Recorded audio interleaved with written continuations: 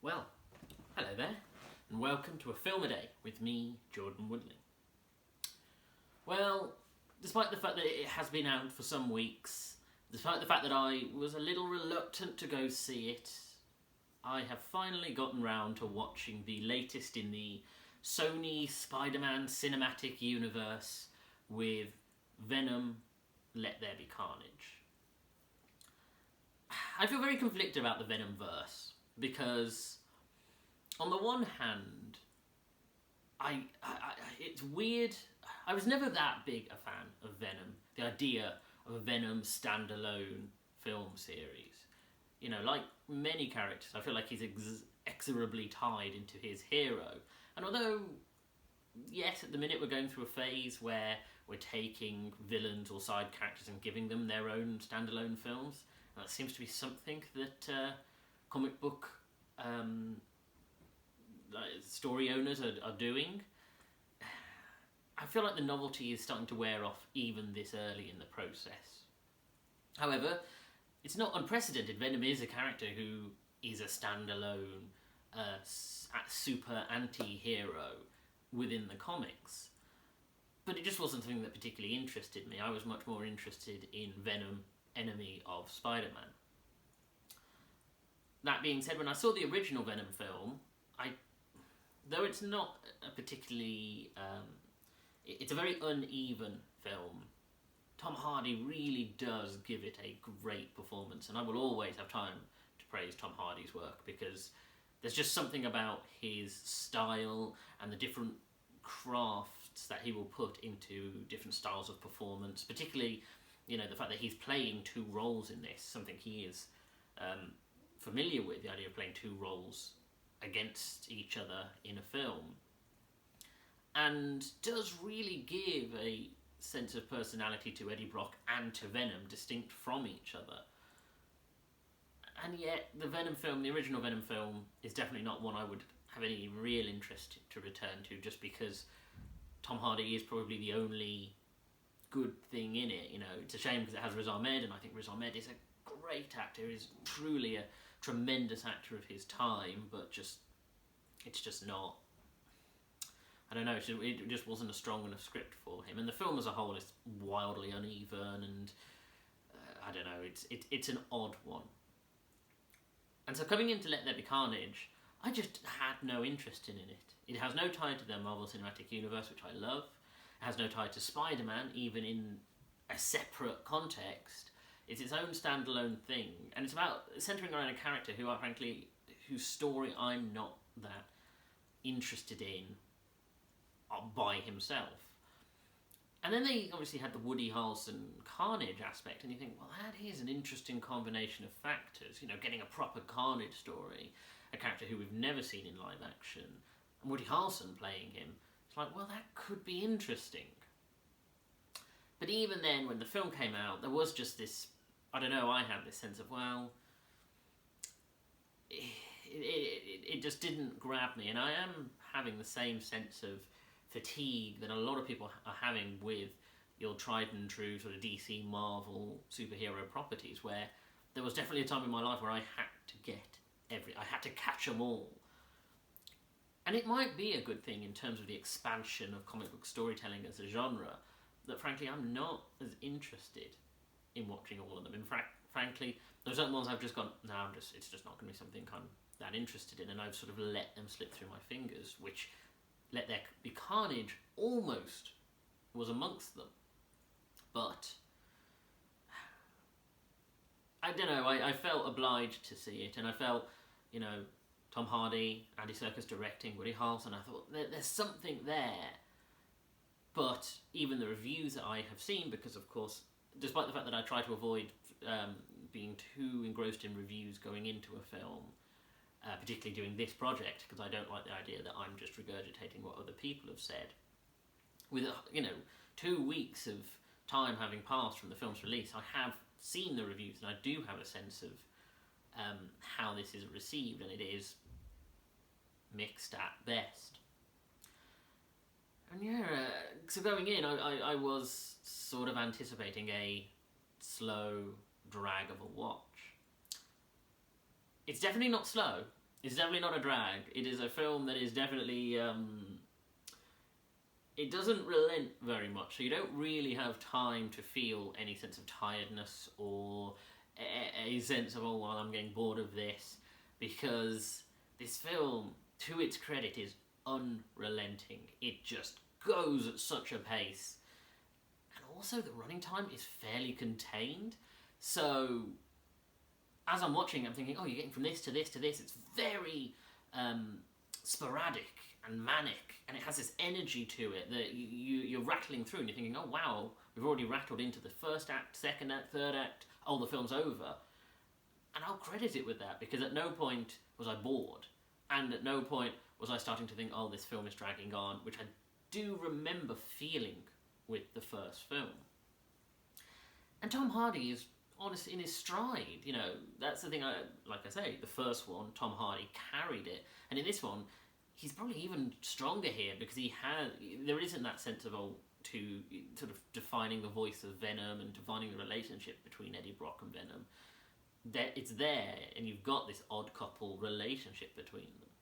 And so, again, I found it very watchable. I mean, even the opening scene where you've got Carnage, well, you've got Cletus Cassidy and Shriek, and that opening scene is so, like, traumatic and horrifying, and of course you know, even from the first film, or just knowing who Cletus Cassidy is, that this is a monstrous serial killer, and his seemingly supernatural or super-powered girlfriend. And yet the scene between them is quite traumatizing, because you actually feel for the fact that these two natural-born killers are being ripped apart from each other, and you can see the trauma and agony of it. I don't give it that. The prologue of the film really does create this atmosphere to it. And like I said, Woody Harrelson, he's almost the perfect casting for Cletus Cassidy, because he knows how to play that sort of manic, dangerous, warped, and yet at the same time slightly sad and broken character. Cletus Cassidy is a really hard character to do, because if you go sort of traditional comics route, he is supposed to just be this nihilist, you know, serial killer who, once he gets the Carnage symbiote, is just a horror show. He is built to be a monster in every sense of the term. And yet Woody Harrelson gives his character certain levels of nuance, and you do get a sense of, okay, they're trying to make this character a little richer than just a unstoppable psychopath.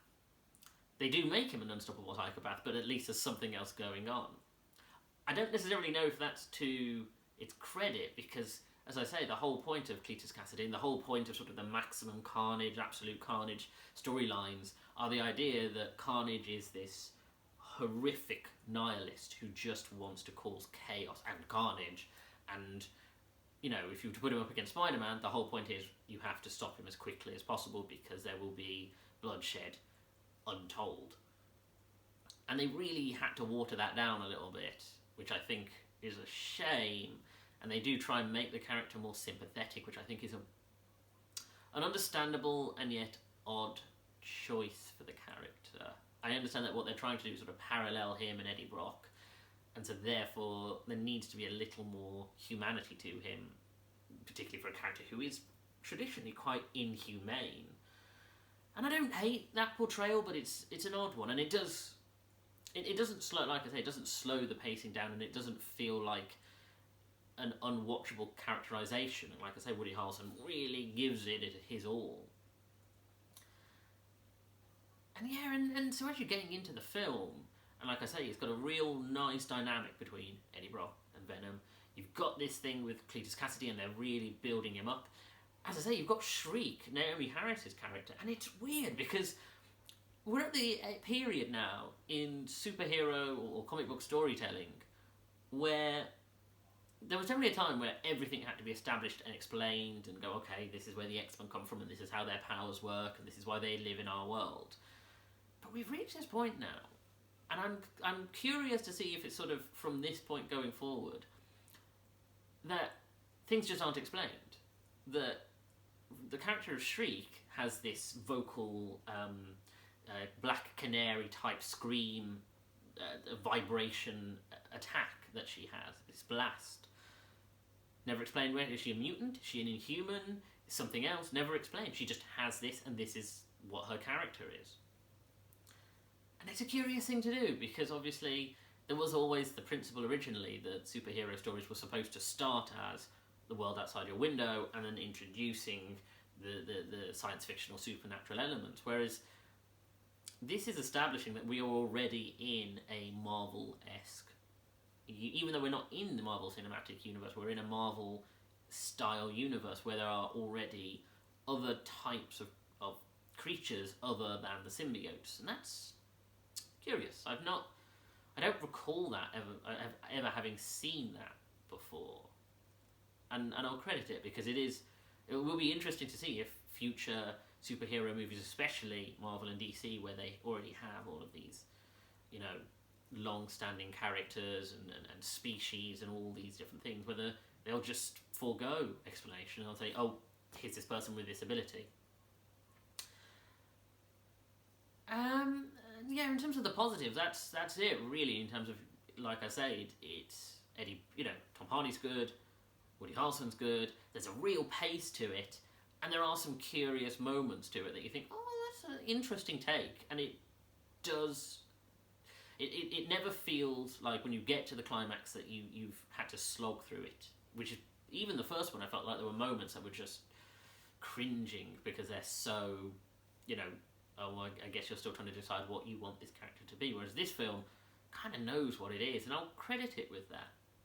However, it is still mired in just so many aspects that are just really hard to get through, and are just for instance, I mean, it's talking in the simplest aspects. You've got, say, Michelle Williams' character is back, and frankly, her character is so out of place at this point that the fact that they decided to bring her back is almost, I wouldn't say arbitrary, but it's you could have cut her character out of the film, and the film only feels like it loses a small portion of it, because it feels like they need her for certain things, and for the climax and the certain, damsel in distress type story aspect, and sort of the active participant in other aspects that she helps the plot move on a little.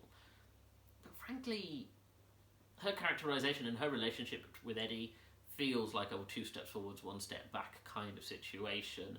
And by the end of the film, you do feel like, well, we didn't really... Their relationship doesn't progress in any way that matters. And yeah, I do feel like her, and especially her boyfriend, the Dan Doctor, could have just been cut from the film. They really were just sort of there because they were in the first film, and he needs a support system, but I don't know. I felt like this film could have done with expanding rather than maintaining the same circle of characters from the first. And like I said, this film is very... There is moments in this film where you go, oh, I get this, I'm following it. And then there are just moments where it's like, where are you going with this film? There's particularly a scene in a rave, which is so weird. And it's not, like I say, it's not unwatchable, but it's odd. It's an odd sequence, especially because there is this whole build-up with, it's supposed to be like a grungy, sort of part hip-hop type, sort of punk club. And there's a character on stage who's rapping, and Venom gets on stage, and you think he's about to rap. And then he just gives his speech. And it's a very curious speech, and it's very... there is some subtext, I suppose, some sort of a queer literature subtext to it that is... I'm going to say subtext, it's barely subtext. But yeah, it is... It's curious. It was a curious scene in a film that I'm not entirely sure if it... I don't know if I didn't want it, but it is one of those things that you sort of chew over and go, what a strange scene. And the film is stuffed with stuff like that, where you just go... And there is something... Even though I credit the fact that it is a very contained story, it does feel like it's cut a lot, like there was a longer film. Because it just cuts from one thing to the next, with no real explanation of how certain things go from one to the next. You just get this sense of, oh, Eddie and Cletus have a relationship. Cletus is about to be executed. Eddie, because of Venom's help, Eddie solves this something to do with Cletus. Cletus is about to be executed. Cletus, the Carnage thing happens, and it does feel like the film never takes a breath, and it does feel like there are whole sequences and scenes that are just cut out. And I don't, like I say, it's a curious editing choice, and the editing in this is good, but it is, in terms of sort of scene progression, it's a curious way for the film to go. The other aspect is the fact that a film that is centrally about Carnage is a little bloodless. I mean, there are sequences where Carnage is, going on rampages and killing people, but it is in a very safe way. That's a shame for a character, because the whole point of Carnage is just the brutality of him and the bloodshed. But because it's a 12A, I want to say, it just feels like it lacks the real brutality that it requires, and the sense of, like I say, the unrelenting psychopath that is Carnage, giving him this girlfriend and making his mission more directed rather than just pure chaos. It does feel like it's having to sort of tame the Carnage character, which is not... It's a shame because of what the character could potentially be. And yeah, like I say, it is a lot better than I was anticipating. And it's a shame, because I do think Andy Serkis is a really good director, and I think he really made the most of this and really injected it with personality. I just think he's still working against a character and a story that, I don't know, it's not... I can't say I'm hugely engaged with it. It's not one that massively I'm thinking, oh, I can't wait for the next one. If there's not another one again and they reboot the character, I feel like I have had my fill of Carnage. And the direction they're going to take the character is curious. I mean, they've got, of course, outside of the film, they've got all the politics of it about setting up the Sony Spider-Man stuff with Morbius and Craven, who are getting their own films, and creating this cinematic universe. And then, of course, you've got the stuff with the Marvel Cinematic Universe and Spider-Man and what's going to happen with Spider-Man. And... I mean, I would not be interested in a Tom Hardy Spider-Man... Tom Hardy Venom versus a Tom Holland Spider-Man. But... I don't know, because I don't quite know what they're thinking right now. It's very hard to sort of judge where this is going. And it could be incredible, or it could just be a nightmare of a mess, because... Okay, so that's sort of me talking about the film in general terms, and I'm sure I've given more away than I would have liked to, but now I want to actively talk about the ending. And there are two aspects that I'm really displeased. Well, one that I'm displeased about, and one that I'm, like I said, I'm intrigued about. And the thing I'm displeased about, so this is full spoilers, they kill off Carnage. They kill Cletus Cassidy. Now, admittedly, killing Cletus Cassidy does not necessarily mean the killing of Carnage, because as the comics establish, Cletus Cassidy at some point stops existing as a character, and Carnage is all that he is, and the implication is that he's actually been dead a long time, and that Carnage almost uses him as a cadaver. That would be a cool idea, but the way that they frame it is they kill both Carnage and Cletus Cassidy. And that's a shame. I think that's a real waste, because where do you go from here? I feel like if this isn't the end of the Venom story, of this version of the Venom story, you've killed Carnage, and I think, well, there's nowhere else to go from here, really. There are storylines and characters and plot lines that the comics could take it, but frankly, by taking away Carnage, you've sort of taken away a huge aspect of that character's story. And again, Woody Harrelson, it's a shame, because I think I would have liked to see more of him. But he's gone. It's as simple as. And of course, the comics could... a future sequel could do something to retcon that, but... I don't know. Then the other thing is, of course, this mid-credit scene. And the fact that they establish, as Venom is showing Eddie the visions of all the things that he has seen, he gives him a glance of one, which is of the ending of Spider-Man No Way Home and the fact that Venom is enamoured with Spider-Man. Which implies that Venom's going to tie into Tom Holland's Spider-Man? And maybe be involved in No Way Home in some capacity? That's curious. I'm intrigued, and like I said, I would like to see Tom Hardy versus Tom Holland. I'm worried. I worry about No Way Home, because I'm worried that this is part of No Way Home in some capacity. I'm really hoping not, because this is... No Way Home is already an incredibly stuffed film with so many things going on. And it means all we get is if Venom does turn up in it, his role would be minor to the extreme. And frankly, I just think that would be a waste of Tom Hardy versus Tom Holland would be a really interesting film. Who knows, maybe we're not going to get Venom in No Way Home, and Venom 3 will be Venom versus Spider-Man. That I would be interested in, I will confess, but again, the Marvel MCU stuff and the Sony MCU stuff the Marvel MCU stuff and the Marvel Sony stuff is so confused and convoluted that I don't know what that would look like and what that's going to shape out to be, if it can even exist. And I don't know, it's a weird film. It is a really strange film, considering it's not just a film, it is part of a big network at this point. I don't know if I'd ever watch it again just as a film experience, because it's interesting. I definitely don't want to watch the first one, and this one I'm not that interested in. Maybe, like I say, if there is a third one, or if it does tie into No Way Home, but frankly it's so confused that I don't know. I really don't know where this is going, and who knows, maybe I'll look back at this and be completely wrong, and then rewatch this and think, actually, this does have a lot of merit to it. Who's to say? Anyway, thank you for joining me. If you like this video, hit the like button, comment below, and share the video, because this all helps with the algorithm. Subscribe to the channel and hit that bell to get notifications of when new videos are uploaded. Check out my back catalogue of over 250 videos, and follow me on Twitter at Jordan_Woodley, where I tweet about TV shows and films, and I share these videos once they're uploaded to YouTube, either the day of or the day after. Thank you for joining me. Take care.